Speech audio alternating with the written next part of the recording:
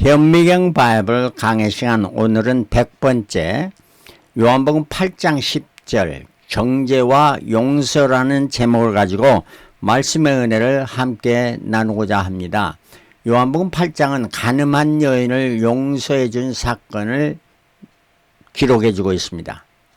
이거는 초막절의 성전에서 일어난 사건입니다. 초막절이라 하면은 장막절입니다. 즉 이스라엘 백성이 광야 생활하면서 초막에 살았던 걸 기념하기도 하죠. 그래서 장막에 살았던 그런 것을 기념하는데, 이거는 유대인의 절기의 마지막 절기라 이렇게 볼 수가 있고요. 이거는 주님의 마지막 날 심판의 알곡과 죽정이를 걸러내는 수장절에도 속하는 것입니다. 요한복음 8장 3절에 서기관들과 바리새인들이 간음 중에 잡힌 여자를 끌고 와서 가운데 세우고 예수께 말하되, 선생이여, 이 여자가 간음하다가 현장에서 잡혔나이다. 모세는 율법에 이러한 여자를 돌로 치라 명하였거니와 선생은 어떻게 말하겠나이까? 저희가 이렇게 말하면 고소할 조건을 얻고자 하여 예수를 시험함이라. 예수께서 몸을 굽혀 손가락으로 땅에 쓰시니 이에 일어나 가라사대, 너희 중에 죄 없는 자가 먼저 돌로 치라 하시고 말씀해 줍니다. 8절에 다시 몸을 굽히사 손가락으로 땅에 쓰시니 저희가 다 말씀을 듣고 양심의 가책을 받아 어른으로 시작하여 젊은이까지 하나씩 하나씩 나가고 오직 예수와 그 가운데 섰는 여자만 남았더라. 예수께서 일어나사 여자 외에 아무도 없는 것을 보시고 이르시되, 여자여, 너를 고소하던 그들이 어디 있느냐? 너를 정죄한 자가 없느냐? 대답하되, 주여, 없나이다. 예수께서 가라사대, 나도 너를 정죄하지 아니하노니 가서 다시는 죄를 범치 말라. 다시는 죄를 범치 말라 경고하시면서 이 여자를 보내셨던 것입니다. 자, 출애굽기 20장 14절에는 간음하지 말지니라 10계명의 7번째 계명입니다. 신명기 22장 22절에 남자가 유부녀와 통감함을 보거든 그 통간한 남자와 그 여자를 둘 다 죽여라고 말합니다. 이스라엘 중에 악을 제할지니라. 여기서 보면 통간하는, 간음하는 것을 보거든 그 남자와 여자를 둘 다 죽여라 하는 이런 말입니다.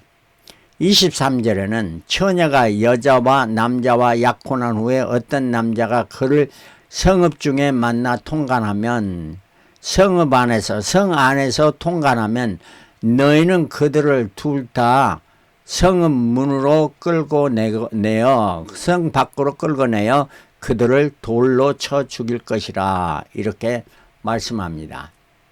이 말씀과 다른 비슷한 말씀으로, 만약에 이것이 성읍 중에가 아니고 성 안에서가 아니고 성 밖에서 밭에서 이러한 일을 일어났을 때는 어떻느냐? 이 밭에서 이러한 일이 일어나면 여자가 소리를 쳐도 딴 사람이 들을 수 없기 때문에 일할 때는 돌로 쳐 죽이는 이러한 통간했다고 이렇게 인정을 하지 않습니다. 왜냐하면 그거는 그 여자에게 해를 가져오는 일이 되기 때문에. 그래서 지금 통간한 여자를 데리고 왔는데 돌로 쳐 죽이려고 할 때 저들이 이렇게 행하는 것에 불이함이 있습니다. 첫째는 남자는 데려오지 않고 여자만 잡아왔습니다. 한쪽만이죠. 그 다음에 성전 안에 데리고 왔습니다. 성 밖에 나가서 돌로 치라고 했는데 성 안에서 돌을 치려고 하는 것입니다. 그리고 이들이 성 안에서 행했는지 성 밖에서 행했는지 그러한 내용도 없고, 유대인들의 성경에는 둘 이상의 증인이 있어야 됩니다. 무슨 일을 행할 때. 근데 증인도 없습니다. 사람들이 다 돌만 들고 와서 쳐 죽이려고 합니다. 이건 바로 예수를 시험하려고 했던 이러한 일들이 일어났던 것입니다. 예수께서 이 사건에서 간음을 허용한 것입니까? 아닙니다. 간음한 여인을 향해 비판, 정죄, 심판하지 않도록 경고를 하신 것입니다. 전도서 12장 14절에 하나님은 모든 행위와 모든 은밀한 일을 선악간에 심판은, 하나님은 심판하시는 분입니다. 그러나 아무 때고 심판하시는 것이 아닙니다. 즉시 심판하시는 것이 아닙니다. 그렇다면 우리는 이 세상에 살아남을 사람이 아무도 없겠지요. 때가 되면 마지막 날에 심판하신 것이죠. 마태복음 5장 17절 내가 율법이나 선지자나 폐하러 온 줄로 생각지 말라. 폐하러 온 것이 아니요 완전케 하려 함이로다. 나는 너에게 이르노니 여자를 보고 음욕을 품는 자마다 마음에 이미 간음하였느니라.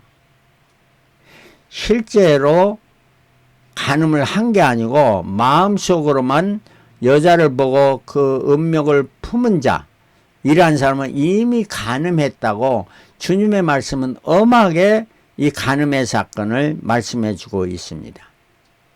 요한복음 12장 47절에는 내가 온 것은 세상을 심판하려 함이 아니요 세상을 구원하려 함이라. 이렇게 말하는 건 심판의 마지막 심판의 날이 오기 전에 모든 사람으로 회개하고 구원을 얻도록 하는 주님의 선하신 뜻이요 기뻐하신 뜻인 것입니다.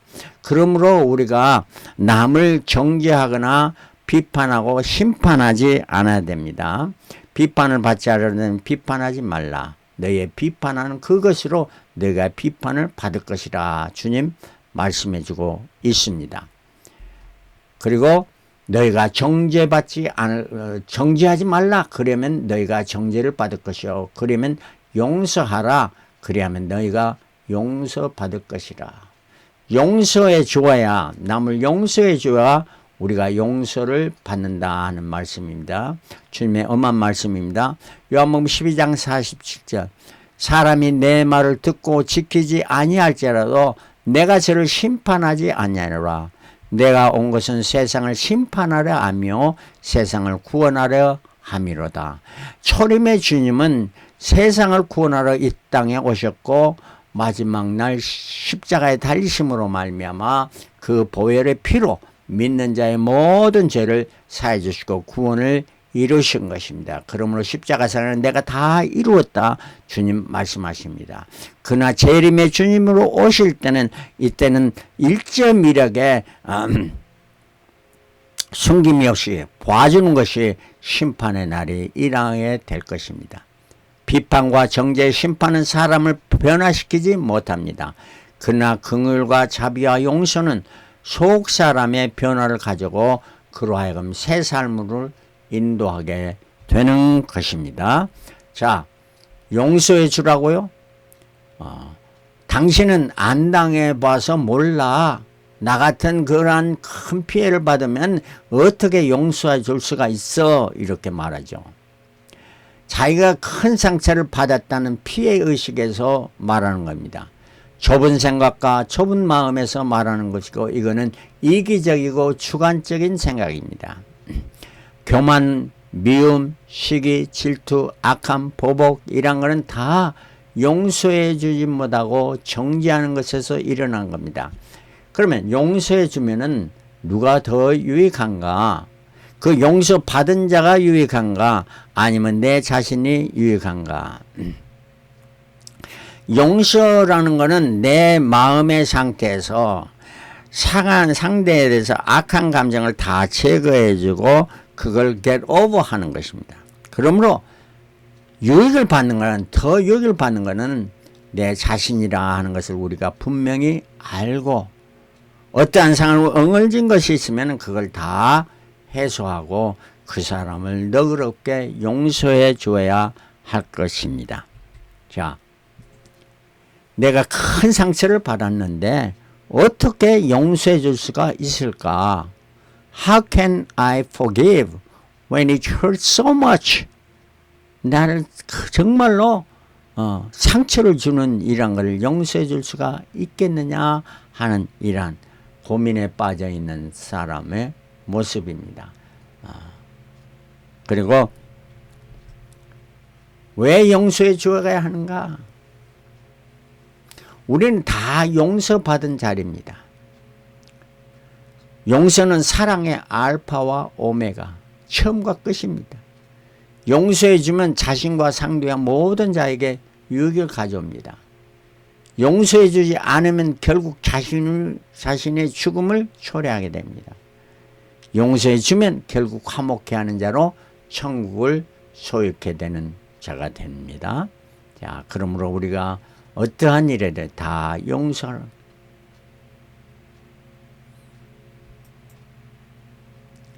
용서는 새 사람으로 변화시키는 능력을 가지고 있습니다. 우리가 다 아는 레미제라블이라는 소설이 있죠. 예. 장발잔이라는 사람이 배고파서 빵을 토적했을 때 감옥에 갇히게 됩니다. 수감되어 그 기간이 차서 풀려나서 이 사람이 다니다가 성전에 가서 그 신부를 만나고 그 신부를 통해서 사랑을 받고 음식을 먹었는데 촛대를 보고 너무 아름다워서 그걸 훔쳐서 가지고 도망했습니다. 그 이후에 폴리스에게 장발장은 잡히게 되고 이 신부에게 장발장과 폴리스가 오게 되는데 신부는 장발장을 보게 되는데 어떻게 다시 왔느냐고, 내가 그 촛대를 주지 않았냐고, 그거 왜 다시 가지고 돌아왔느냐고 이렇게 말을 합니다. 이 말에 장발장은 정말 변화를 받고 새 사람으로 돼서 새 삶의 길을 걸어가게 됩니다. 용서는 사람을 변화시킵니다. 새 사람으로 변화시킵니다. 우리가 새 사람이 된 것은 뭡니까? 바로 우리 주 예수 그리스도를 통해서 우리에게 제사함을 받고 용서함을 받았기 때문에 우리는 새 사람으로 염려와 근심과 걱정 다 제거되고 새 삶을 밝은 날을 살아가게 되는 것이 아니겠습니까? 자, The weak can never forgive. 약한 사람은 결코 용서해 줄 수가 없습니다. Forgiveness is the attribute of the strong. 용서라는 강한 사람의 속성이다 하는 말입니다. 약한 자는 절대로 용서를 못하지만 용서하는 사람은 강한 자의 속성을 가진 사람이다 하는 이러한 말씀입니다. 자, 어떻게 용서해 줘야 하는가? 중요한 말씀입니다. 조건 없이 내가 나에게 잘못했다고 말하면 내가 용서해 줄게. 이거는 조건이 있는 겁니다. 조건 없이 용서해 줘야 됩니다. 우리 주 예수 그리스도가 조건 없이 용서해 주신 것이 아닙니까? 그리고 중심으로부터 from the bottom of my heart, 나의 마음 저 깊은 곳으로부터 용서해 줘야 하는 표면적인 이러한 것이 아니고 중심으로부터. 그리고 용서의 점검이 필요합니다. Test of my forgiveness. 내가 저 사람을 용서해 줬는가 안 했는가 테스트해 봐야 됩니다. 이 테스트하는 좋은 방법으로 그 용서해 줘야 하는 그 대상이 저쪽에서 나를 향해서 돌아올 때 내가 그 사람을 피하고 고개를 돌리다면은 내 용서가 온전한 용서가 되지 못합니다. 그 사람이 올 때에 그를 반갑게 맞이하면서 대하는 것이 용서의 점검입니다. 그 다음에 그 상대를 위한 기도를 해야 됩니다. Pray for others. 나를 핍박하고 나를 거짓말을 해가지고 나를 상처를 줄 때 그 사람을 용서해 줄 수 있는 이러한 pray for them. 너를 핍박하는 자를 위하여 용서하고 기도해 주라. 성경은 말씀합니다. 그 다음에 용서의 정도는 얼마나 70번씩 7번이라도 ceaseless 제한이 없게 끝까지 용서해 주라 하는 이러한 말씀입니다. 마태복음 6장 12절에 우리가 우리에게 죄 진 자를 사해준 것 같이 우리 죄를 사해 주십시오. 우리가 주기도문에서 이런 기도를 합니다. 이 말씀은 14절에 너희가 사람의 과실을 용서하면 너희 천부께서도 너희 과실을 용서하려니와 너희가 사람의 과실을 용서하지 아니하면 너희 아버지께도 너희 과실을 용서하지 아니하리라. 바로 용서를 해야만 주님으로부터 우리의 모든 죄를 사함받고 천국 백성이 되고 천국에 들어간다 하는 말입니다. 여러분 마음속에 아직도 응어진 것이 있고 용서해주지 못하는 것이 있습니까? 오늘 말씀을 통해서 이 용서의 사람이 돼서 사랑을 베푸는, 사랑을 실천하는 저와 여러분들이 다 되시기를 그리스도로 축원합니다. 할렐루야. 아멘.